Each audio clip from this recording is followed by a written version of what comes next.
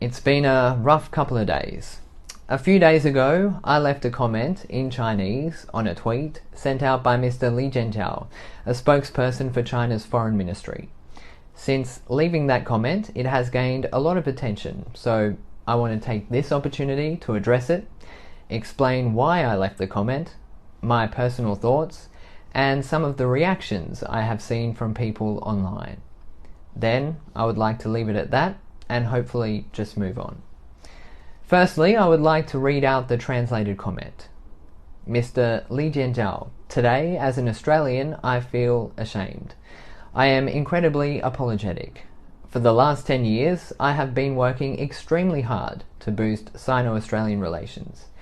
Today was the first time I ever even contemplated relinquishing my Australian citizenship. The Australia I left 10 years ago, compared to the Australia of today, is entirely different. I pay tribute to you and all of the efforts you have made. I hope that leaders in our country can learn from you. Only then can the world be peaceful and prosperous. Sorry. Now, many Australian people may be shocked that I would leave a comment like this.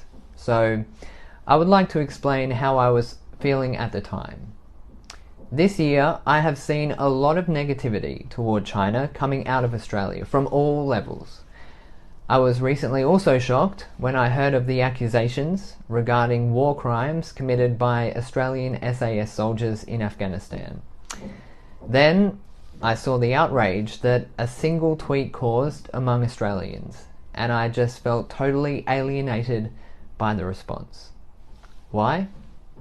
Because to me, a tweet is not something that we should be outraged over. A tweet is just that, a tweet. The fact that Australia was seeking an apology for a tweet, and the emotional nature of that request, really upset me. I feel that the focus should be solely on the most important matter at hand, the alleged crimes and how we deal with them. I think as a country we should show the world that when we make mistakes, we are willing to own up to them.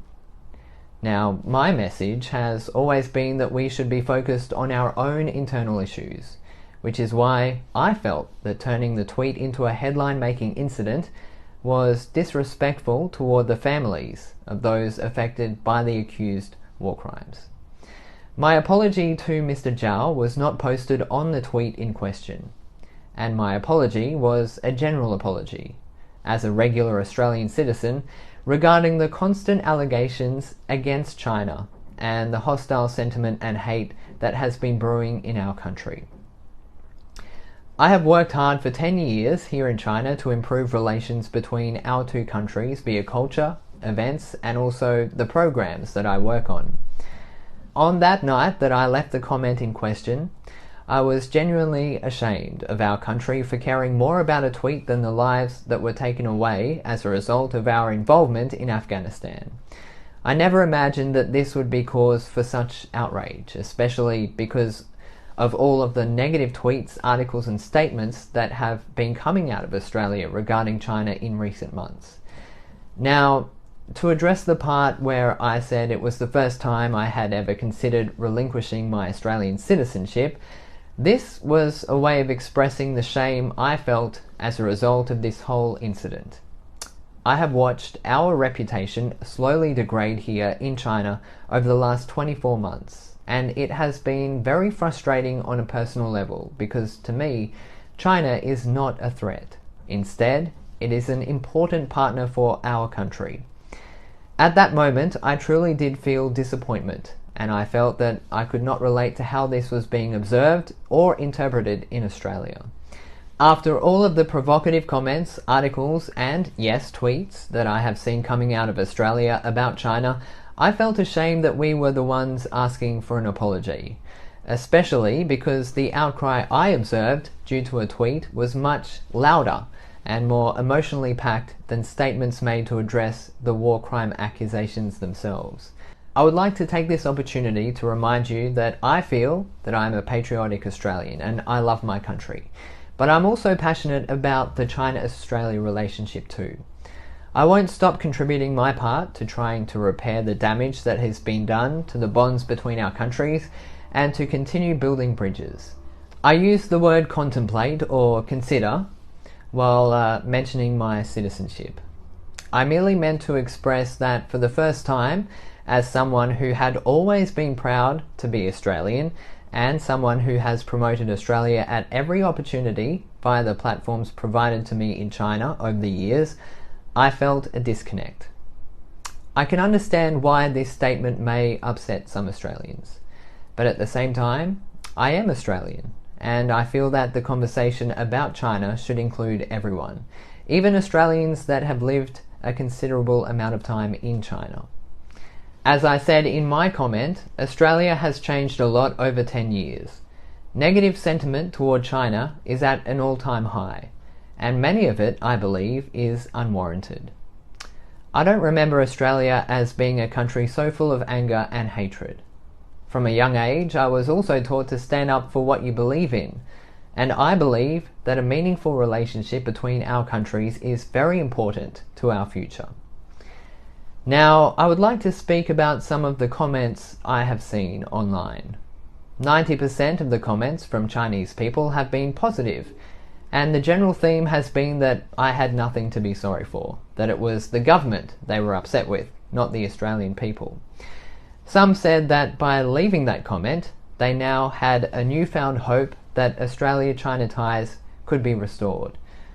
A minority, though, said that I had ulterior motives while making that comment. Though I didn't, that's okay. That is their opinion. As for the comments from non-Chinese people, the vast majority have been quite negative and personal in nature. It has come as quite a shock to me when I see people calling me a traitor over one comment, after having worked to boost ties at a non-governmental level between our countries for a decade.